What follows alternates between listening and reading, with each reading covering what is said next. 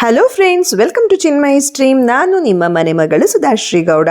Friends, ಕೆಲವೊಂದು ಸಲ ನಮಗೆ ತುಂಬ ರುಚಿಯಾಗಿ ಸ್ಪೆಷಲಾಗಿ ತಿನ್ನಬೇಕು ಅಂತ ಅನಿಸುತ್ತೆ ಅಲ್ವಾ? ಆವಾಗ ಹೊರಗೆ ಹೋಗಿ ತಿಂದು ಅಲ್ಲಿ ಹೆಲ್ತ್ ಹಾಳು ಮಾಡ್ಕೊಳ್ಳೋದ್ಕಿಂತ ಈ ರೀತಿ ಸ್ಪೆಷಲ್ಲಾಗಿ ಹೆಲ್ದಿಯಾಗಿರುವಂಥ ರೆಸಿಪಿನ ಮನೇಲೇ ಮಾಡಿಕೊಂಡು ತಿನ್ಬೋದು.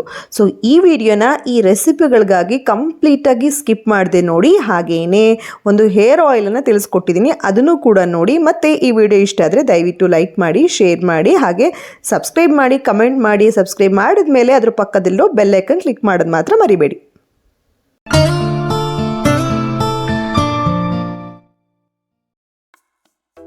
ಫ್ರೆಂಡ್ಸ್, ಬೆಳಗ್ಗೆನೆ ಏನಾದರೂ ಬಿಸಿ ಬಿಸಿಯಾಗಿ ಸ್ಪೆಷಲಾಗಿ ತಿನ್ನಬೇಕು ಅಂತ ಅನ್ನಿಸ್ತು. ಇನ್ನೇನು ಅವರೆಕಾಳು ಸೀಸನ್ ಅಂತೂ ಮುಗ್ದೋಗ್ತಾ ಇದೆ, ಹಾಗಾಗಿ ಅವರೆಕಾಳು ಹಾಕಿ ಟೊಮೊಟೊ ಬಾತ್ ಮಾಡೋಣ ಸ್ಪೆಷಲಾಗಿ ಇವತ್ತು ಅಂತ ಅಂದ್ಕೊಂಡೆ. ಅದಕ್ಕೇ ಒಂದು 5 ಟೊಮೊಟೊಗಳನ್ನ ತೊಗೊಂಡೆ. 5 ಟೊಮೊಟೊದಲ್ಲಿ 2 ಟೊಮೊಟೊನ ನಾನು ಹೆಚ್ಕೊತಾ ಇದ್ದೀನಿ. ಇನ್ನು 3 ಟೊಮೊಟೊನ ಹಾಗೇ ಒಗ್ಗರಣೆಗೆ ಹಾಕೋತಾ ಇದ್ದೀನಿ. ನೋಡಿ, ಟೊಮೊಟೊವನ್ನು ತೆಗಿಬೇಕಾದ್ರೆ ಅದ್ರ ಒಳಗಡೆ ಇರುವಂತಹ ಗಟ್ಟಿ ಏನಿರುತ್ತೆ, ಗಟ್ಟಿದು ತೊಟ್ಟು ಭಾಗ ಏನಿರುತ್ತೆ ಅದನ್ನು ತೆಗೆದುಬಿಡಿ. ಸೊ ಇದು ಹೆಲ್ದಿಗೆ ಒಳ್ಳೆಯದಲ್ಲ, ಮತ್ತು ಡೈಜೆಷನ್ ನೀಟಾಗಿ ಆಗಲ್ಲ ಇದನ್ನು ತಿಂದರೆ ಅಂತ ಹೇಳ್ತಾರೆ. ಹಾಗೆ ಅದರ ಸೈಡ್ ಎಫೆಕ್ಟ್ಸು ಇದೆ. ಹಾಗಾಗಿ ಅದನ್ನು ತೆಗೆದು 2 ಟೊಮೊಟೊನ ಕಟ್ ಮಾಡಿಕೊಂಡೆ. ಅದಕ್ಕೆ 1 ಈರುಳ್ಳಿನ ಮಿಕ್ಸಿ ಜಾರ್ಗೆ ಹಾಕೋದಕ್ಕೆ ಕಟ್ ಮಾಡಿಕೊಂಡೆ. ಇನ್ನೊಂದು ಈರುಳ್ಳಿನ ಹಾಗೆ ಒಗ್ಗರಣೆಗೆ ಹಾಕೋದಕ್ಕೆ ಕಟ್ ಮಾಡಿಕೊಂಡೆ. ನೀವು ಇನ್ನೂ ಜಾಸ್ತಿ ಈರುಳ್ಳಿ ಬೇಕಾದರೂ ಹಾಕೋಬೋದು. ನಾನಿಲ್ಲಿ 1 ಯೂಸ್ ಮಾಡ್ತಿದ್ದೀನಿ, ಬಿಕಾಸ್ ಅವರೆಕಾಳೆಲ್ಲ ಹಾಕೋದ್ರಿಂದ. ಇನ್ನು 2 ಬೆಳ್ಳುಳ್ಳಿಯನ್ನು ನೀಟಾಗಿ ಸಿಪ್ಪೆ ಬಿಡಿಸಿ ಅದನ್ನು ಹಾಕ್ಕೊಂಡೆ. ಸೊ ಇದು ನಾಟಿ ಬೆಳ್ಳುಳ್ಳಿ ಆಗಿರೋದ್ರಿಂದ ಈ ರೀತಿ ಸಿಪ್ಪೆ ಬಿಡಿಸ್ಕೊಂಡಿದೆ. ಮತ್ತು ಅದಕ್ಕೆ ಸ್ವಲ್ಪ ಶುಂಠಿ, ಕೊತ್ತಂಬರಿ ಸೊಪ್ಪು, ಸ್ವಲ್ಪ ಪುದೀನ.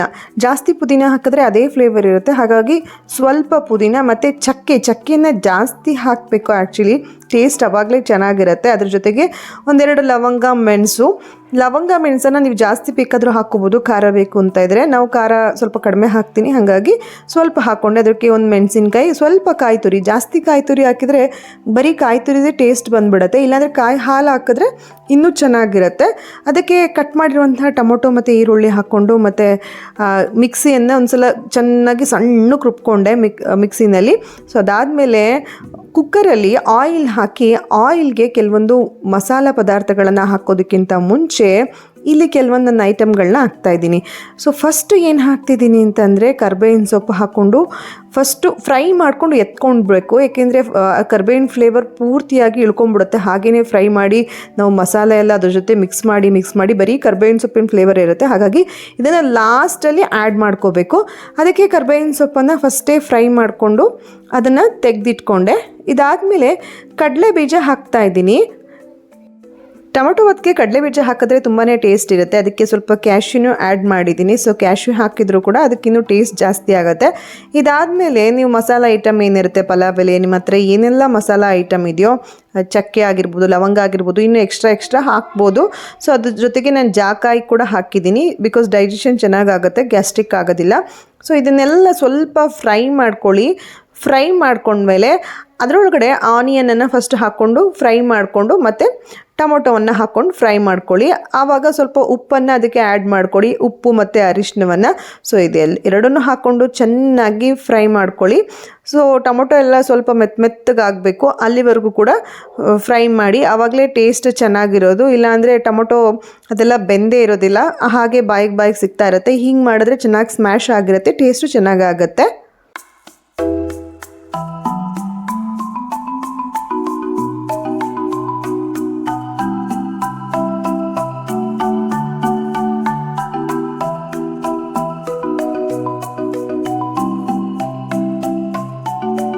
ನೋಡಿ, ಈಗ ಟೊಮೊಟೊ ಈರುಳ್ಳಿ ಎಲ್ಲ ಚೆನ್ನಾಗಿ ಫ್ರೈ ಆಗಿದೆ. ಇದಕ್ಕೆ ನಾನು 1 ಕಪ್ಪಷ್ಟು ಬಟಾಣಿ ಹಾಕ್ತಾಯಿದ್ದೀನಿ, 1 ಕಪ್ಪಷ್ಟು ಅವರೆಕಾಳನ್ನು ಹಾಕ್ತಾಯಿದ್ದೀನಿ. ಎರಡನ್ನೂ ಹಾಕಿ ಚೆನ್ನಾಗಿ ಸ್ವಲ್ಪ ಹೊತ್ತು ಬೇಯಿಸ್ಕೊಂಡು ಅದಕ್ಕೆ ರುಬ್ಬಿರುವಂಥ ಮಸಾಲವನ್ನು ಹಾಕಿ ಅದನ್ನು ಸ್ವಲ್ಪ ಹೊತ್ತು ಬೇಯಿಸ್ಕೊಳ್ಳಿ.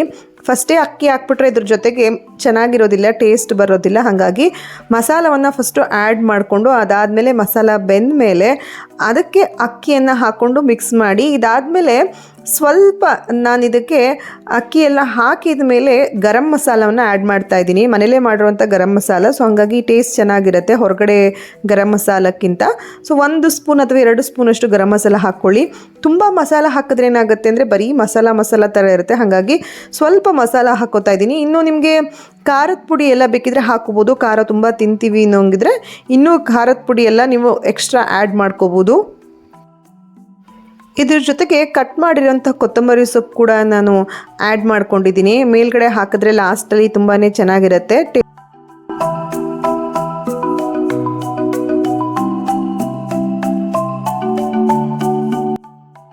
ಇನ್ನು ಮುಚ್ಚಳ ಮುಚ್ಚಿ 2 ವಿಷಲ್ ಆಗೋದಕ್ಕೆ ಬಿಡಿ.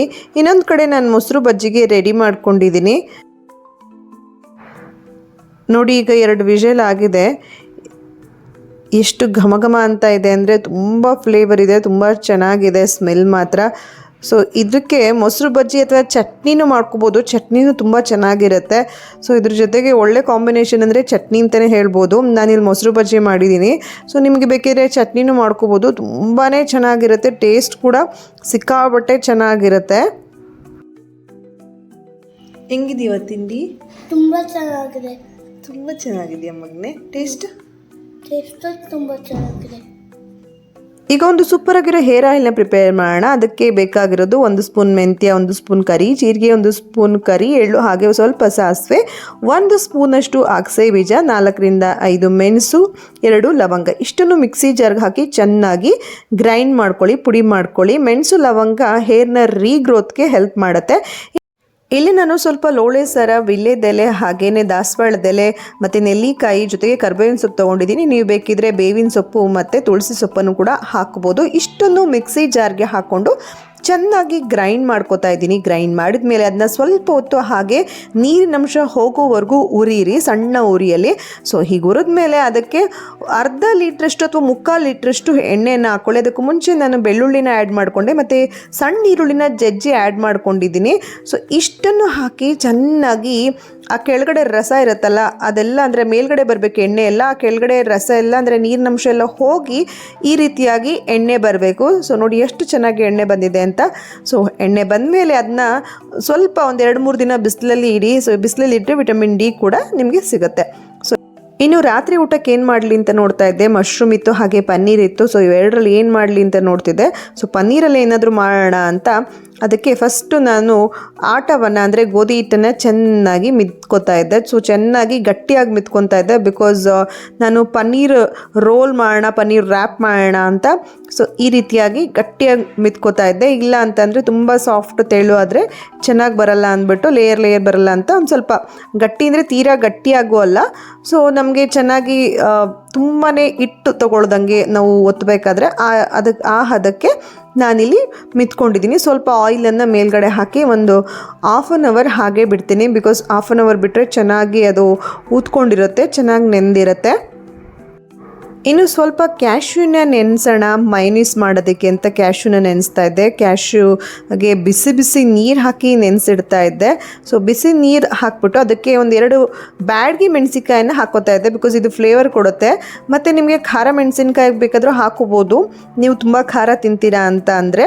ಸೊ ನಾನಿಲ್ಲಿ 2 ಬ್ಯಾಡಗಿ ಮೆಣಸಿನ್ಕಾಯಿನ ನೆನೆದಕ್ಕೆ ಬಿಟ್ಟಿದ್ದೀನಿ, ಅದ್ರ ಜೊತೆಗೆ ಬಿಸಿ ನೀರಲ್ಲಿ ಹಾಕಿ.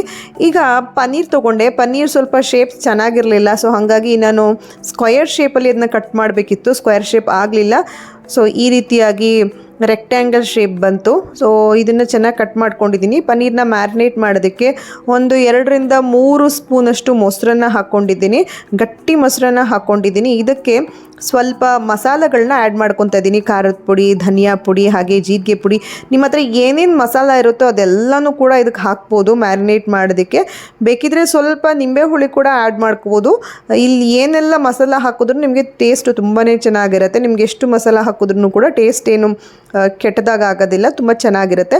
ಸೊ ಸ್ವಲ್ಪ ಉಪ್ಪು ಹಾಕ್ಕೊಂಡು ಚೆನ್ನಾಗಿ ಮಿಕ್ಸ್ ಮಾಡಿ ಇದ್ರ ಜೊತೆಗೆ ಪನ್ನೀರ್ಗೆ ಚೆನ್ನಾಗಿ ಮಿಕ್ಸ್ ಮಾಡಿ ಲೇಯರ್ಗೆ ಒಂದು 1/2 ಅವರ್ ಹಾಗೆ ಇಡ್ತಾ ಇದ್ದೀನಿ. ಅಟ್ಲೀಸ್ಟ್ 15 to 20 ಮಿನಿಟ್ಸ್ ಆದರೂ ನೀವು ಮ್ಯಾರಿನೇಟ್ ಮಾಡಿ ಇಡಬೇಕು, ಆವಾಗ ತುಂಬಾ ಚೆನ್ನಾಗಿರುತ್ತೆ ಟೇಸ್ಟು.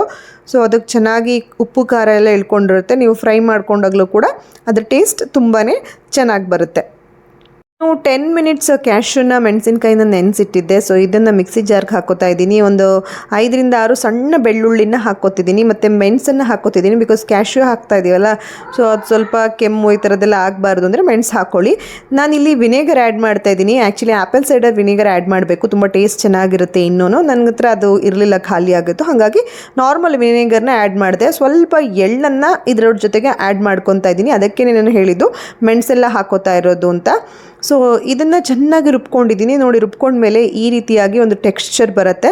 ಸೊ ತುಂಬ ಸೇಮ್ ಮಯೋನೀಸ್ ಟೆಕ್ಸ್ಚರೇ ಬರುತ್ತೆ. ಸ್ವಲ್ಪ ನಾನು ಮೆಣಸಿನ್ಕಾಯಿ ಹಾಕಿರೋದ್ರಿಂದ ಕಲರ್ ಚೇಂಜ್ ಆಗಿದೆ ಅಷ್ಟೇ. ಅದು ಬಿಟ್ಟರೆ ನಿಮಗೆ ಮಯೋನೀಸ್ ಟೇಸ್ಟ್ ಅದಕ್ಕಿಂತ ತುಂಬ ಟೇಸ್ಟಿಯಾಗಿರುತ್ತೆ. ಇನ್ನು ಒಂದು ಕಡೆ ಚಪಾತಿನ ಬೇಯಿಸ್ಕೊತಾ ಇದ್ದೀನಿ, ಇನ್ನೊಂದು ಕಡೆ ಸೊ ಆಗಲೇ ಮ್ಯಾರಿನೇಟ್ ಮಾಡಿಟ್ಟಿದ್ನಲ್ಲ, ಸೊ ಮ್ಯಾರಿನೇಟ್ ಮಾಡಿರುವಂಥ ಪನ್ನೀರನ್ನ ಹಾಕ್ಕೊಂಡು ಫ್ರೈ ಮಾಡ್ಕೊತಾ ಇದ್ದೀನಿ. ನೀವು ಪನ್ನೀರನ್ನ ಫ್ರೈ ಮಾಡಬೇಕಾದ್ರೆ ತುಂಬ ಡೀಪ್ ಫ್ರೈ ಏನು ಬೇಕಿಲ್ಲ, ಮೀಡಿಯಮ್ ಆದರೆ ಸಾಕು. ನಾನಿಲ್ಲಿ ಸ್ವಲ್ಪ ಡೀಪ್ ಫ್ರೈಯೇ ಮಾಡಿಬಿಟ್ಟೆ, ಸ್ವಲ್ಪ ಜಾಸ್ತಿ ಆಗೋಯ್ತು ಫ್ರೈ ಮಾಡಿದ್ದು. ಇದು ನೀವು ಬೇಕಿದ್ರೆ ಇನ್ನೊಂದು ಸ್ವಲ್ಪ ಕಡಿಮೆ ಫ್ರೈ ಮಾಡಿಕೊಂಡ್ರೆ ಇನ್ನೂ ಸಾಫ್ಟಾಗಿ ಬರುತ್ತೆ. ಸೊ ಇದು ಚೂರು ಸ್ವಲ್ಪ ರಫ್ ಆಗೋಯ್ತು. ಸೊ ನೀವು ಬೇಕಿದ್ರೆ ಇನ್ನೂ ಸಾಫ್ಟಾಗಿ ಇರೋದಕ್ಕೆ ಸ್ವಲ್ಪ ಮೀಡಿಯಮ್ ಫ್ರೈ ಮಾಡಿಕೊಂಡ್ರೆ ಸಾಕಾಗತ್ತೆ. ಇನ್ನು ಚಪಾತಿ ಮಾಡೋದಕ್ಕೆ ನಾನಿಲ್ಲಿ ಲೇಯರ್ ಮಾಡ್ಕೋಬೇಕಲ್ಲ, ಹಾಗಾಗಿ ಚಪಾತಿಯನ್ನು ಒತ್ಕೊಂಡು ಅದಕ್ಕೆ ನಾನು ಆಯಿಲನ್ನು ಜಾಸ್ತಿ ಯೂಸ್ ಮಾಡ್ತಾ ಇಲ್ಲ. ಬಿಕಾಸ್ ಇಲ್ಲೂ ಆಯಿಲ್ ಯೂಸ್ ಮಾಡಿ ಮತ್ತೆ ನಾವು ಬೇಯಿಸ್ಬೇಕಾದ್ರೂ ತುಂಬ ಆಯಿಲ್ ಯೂಸ್ ಮಾಡ್ತೀವಲ್ಲ, ಹಾಗಾಗಿ ಆಯಿಲನ್ನು ಸ್ವಲ್ಪ ಕಡಿಮೆ ಯೂಸ್ ಮಾಡಿಕೊಂಡು ಇಲ್ಲಿ ಮಾಡ್ತಾಯಿದ್ದೀನಿ. ನೋಡಿ, ನೀವು ಆಯಿಲ್ ಯೂಸ್ ಮಾಡ್ದೇ ಮೇಲ್ಗಡೆ ಪೌಡರ್ನ ಉದುರಿಸ್ಕೊಂಡು ಈ ರೀತಿ ಮಡಚಿದ್ರೆ ನಿಮ್ಗೆ ಆವಾಗಲೂ ಕೂಡ ಲೇಯರಾಗಿ ಬರುತ್ತೆ ನೀವು ಚಪಾತಿ ಮಾಡಿದಾಗ. ಸೊ ನಾನು ಇಲ್ಲಿ ಅದೇ ಥರ ಮಾಡ್ಕೊಂಡಿದ್ದೀನಿ. ಬಿಕಾಸ್ ಪೌಡರ್ ಇರುತ್ತಲ್ಲ, ಸೊ ಅದು ಕೂಡ ಲೇಯರ್ನ ಮಾಡೋದಕ್ಕೆ ಹೆಲ್ಪ್ ಮಾಡುತ್ತೆ. ಸೊ ಬೇಕಿದ್ರೆ ಒಂದ್ಸಲ ಟ್ರೈ ಮಾಡಿದ್ಮೇಲೆ ಬಂತಾ ಇಲ್ವಾ ಅಂತ ಒಂದ್ಸಲ ಕಮೆಂಟ್ ಮಾಡಿ. ಬಿಕಾಸ್ ನನಗಂತೂ ಪ್ರತಿ ಸಲ ಈ ರೀತಿ ಮಾಡಿದಾಗ ಆ ಲೇಯರ್ ಬರುತ್ತೆ. ಸೊ ನೀವು ಒಂದ್ಸಲ ಟ್ರೈ ಮಾಡಿ ನನಗೆ ಒಂದ್ಸಲ ಕಮೆಂಟ್ ಮಾಡಿ ಹೇಳಿ. ಸೊ ನೋಡಿ, ಈ ರೀತಿ ಫ್ರೈ ಮಾಡಿದಾಗ ಊದ್ಕೊಂಡಿದೆ, ಎಷ್ಟು ಸಾಫ್ಟ್ ಅಂತ ಅನ್ನಿಸ್ತಾ ಇದೆ. ಸೊ ಇದನ್ನು ಸ್ವಲ್ಪ ಎಣ್ಣೆ ಹಾಕ್ಕೊಂಡು ಇಲ್ಲಿ ಬೇಯಿಸ್ಕೊತಾ ಇದ್ದೀನಿ. ಬಿಕಾಸ್ ಅವಾಗ ಎಣ್ಣೆ ಹಾಕಿರೋದಿಲ್ಲ ಅಲ್ಲ. ಸೊ ಇಲ್ಲಿ ನಾನು ಸ್ವಲ್ಪ ಆಯಿಲ್ ಹಾಕೋತಿದ್ದೀನಿ. ಫಸ್ಟೇ ಆಯಿಲ್ ಹಾಕ್ಕೊಂಡ್ರೆ ಅಷ್ಟು ಉಬ್ಬೋದಿಲ್ಲ, ಹಾಗಾಗಿ ಸ್ವಲ್ಪ ಉಬ್ಬುತ್ತೆ ಈ ರೀತಿ ಮಾಡಿದ್ರೆ. ಹಾಗಾಗಿ ನಾನು ಲಾಸ್ಟಲ್ಲಿ ಆಯಿಲನ್ನು ಹಾಕೋತಾ ಇದ್ದೀನಿ. ನೋಡಿ ಈಗ ಎಷ್ಟು ಪರ್ಫೆಕ್ಟಾಗಿ ಒಂದೇ ಹದಕ್ಕೆ ಬೆಂದಿದೆ ಅಂತ. ಸೊ ಹೀಗೆ ಬೆಂದಮೇಲೆ ನಾನಲ್ಲಿ ಪನ್ನೀರ್ ಇಟ್ಟಿದ್ನಲ್ಲ, ಆ ಪನ್ನೀರನ್ನು ನಾನಿಲ್ಲಿ ಹಾಕೋತಾ ಇದ್ದೀನಿ. ಫಸ್ಟ್ ಪನ್ನೀರ್ ಹಾಕೋದಕ್ಕಿಂತ ಮುಂಚೆ ಮೇಲ್ಗಡೆ ಮಯೋನೀಸನ್ನು ಹಾಕೊಂಡ್ಮೇಲೆ ಅದಕ್ಕೆ ನೀವು ಬೇಕಿದ್ರೆ ಕ್ಯಾಪ್ಸಿಕಮ್ ಅದೆಲ್ಲ ಹಾಕೋಬೋದು. Red capsicum, yellow capsicum, bell peppers ಇರುತ್ತಲ್ಲ, ಸೊ ಅದನ್ನೆಲ್ಲ ಹಾಕೋಬೋದು.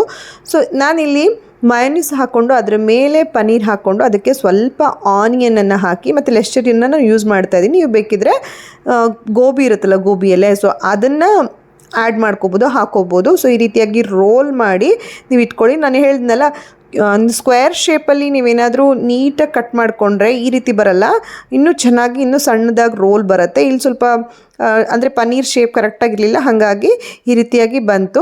ಸೊ ಇವಾಗ ನೋಡಿ, ಅದನ್ನು ಕಟ್ ಮಾಡಿಕೊಂಡು ತಿಂತಾ ಇದ್ದರೆ ನಿಜವಾಗ್ಲೂ ತುಂಬಾ ಟೇಸ್ಟಿಯಾಗಿರುತ್ತೆ. ಎಷ್ಟು ಟೇಸ್ಟಿಯಾಗಿರುತ್ತೆ ಅಂದರೆ ನೀವು ಹೊರಗಡೆ ರೋಲ್ ತಿಂತೀರಲ್ಲ, ಅದಕ್ಕಿಂತ ತುಂಬಾ ಟೇಸ್ಟಿಯಾಗಿರುತ್ತೆ. ಅಲ್ಲಿ ತುಂಬ ಆಯಿಲ್ ಹಾಕಿ ಎಲ್ಲ ಮಾಡಿರ್ತಾರೆ. ಬಟ್ ನಾವಿಲ್ಲಿ ಮನೇಲೇ ಎಷ್ಟು ಸೂಪರಾಗಿ ಮಾಡ್ಕೋಬೋದು ಗೊತ್ತಾ. ಟೇಸ್ಟು ತುಂಬ ಚೆನ್ನಾಗಿರುತ್ತೆ, ಹೆಲ್ದಿಯಾಗೂ ಇರುತ್ತೆ.